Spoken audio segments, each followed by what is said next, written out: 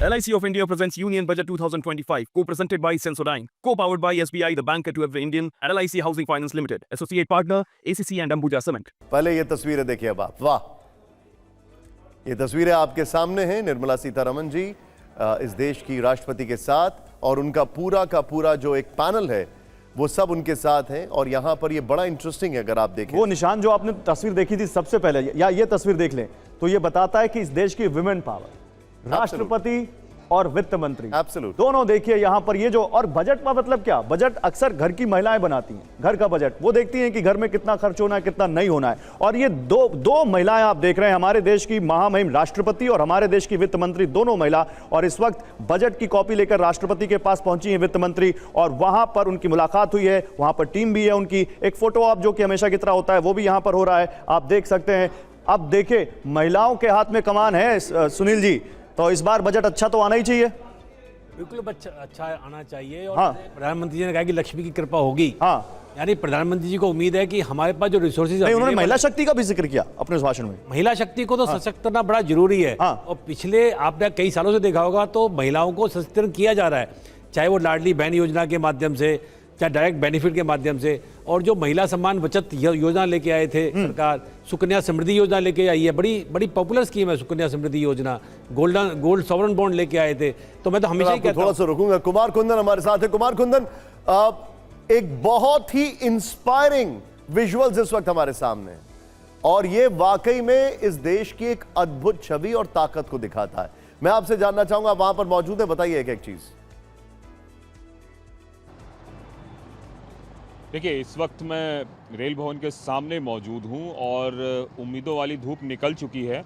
उम्मीद की जा रही है कि इस बार के बजट में बहुत कुछ होगा, और ख़ास करके इंफ्रास्ट्रक्चर की जैसे बात कर रहे थे हम लोग, रेलवे इंफ्रास्ट्रक्चर की, जिसमें वंदे भारत, नमो भारत, इसके अलावा हाई स्पीड रेल, इसके अलावा इलेक्ट्रिफिकेशन, कवच, टेक्नोलॉजी, तमाम तरह की ऐसी चीज़ें हैं जिस पर जोर होने की बात हो रही है। और बताया जा रहा है कि इंफ्रास्ट्रक्चर पर ज़्यादा जोर इस बार रेलवे के बजट में किया जा सकता है, ताकि देश में 165 किलोमीटर से ऊपर की रफ्तार पर भी ट्रेनों का सामान्य परिचालन हो सके।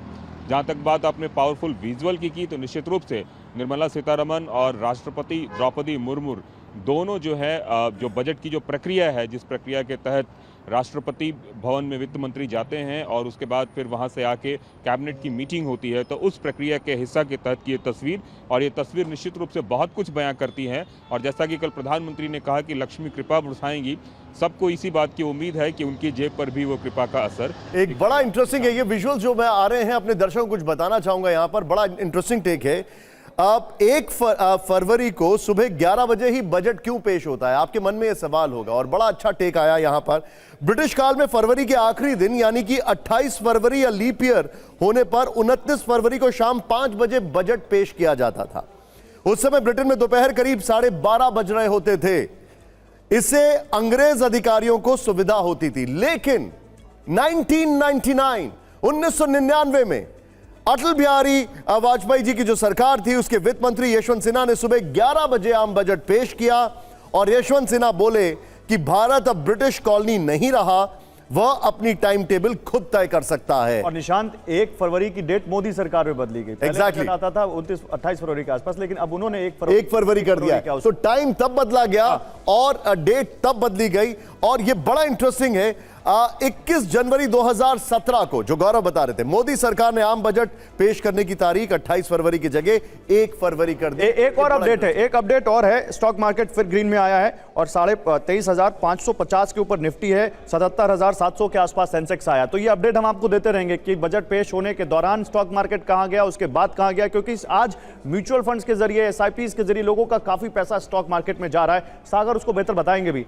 लेकिन अब देखिए एक और जो चीज, मेक इन इंडिया, भारत की बहुत बड़ी फ्लैगशिप, भारत सरकार की, मौजूदा सरकार की योजना, उसके तहत डिफेंस पे बहुत फोकस है, और बहुत सारे देशों को, बहुत सारे नहीं तो कुछ देशों को अब हम एक्सपोर्ट भी करने लग गए हैं डिफेंस। बीते 10 साल के अंदर रक्षा बजट में करीब 180% का इजाफा भी हो चुका है। तो दोनों चीजें, एक डिफेंस बजट और दूसरा मेक इन इंडिया के तहत डिफेंस जो है, मैन्युफैक्चरिंग है। ऐसे में जान लेते हैं कि अब तक मोदी सरकार के रक्षा बजट का पूरा ग्राफ क्या रहा है। 2014-15 में देश का रक्षा बजट 2,29,000 हजार करोड़ था। 2015 में ये 2,47,000 करोड़ हुआ, 2016-17 में ये 2,49,000 करोड़ हुआ और 2017-18 में 3,60,000 करोड़ हुआ। आगे बढ़ें तो 18-19 में इस रक्षा बजट ने 4 लाख करोड़ का आंकड़ा पार किया और 2019-20 में 4,31,000 करोड़, 2020-21 में 4,71,000 करोड़, 21-22 में 4,78,000 करोड़ और 22-23 में 5.25 लाख करोड़ और 2023-24 में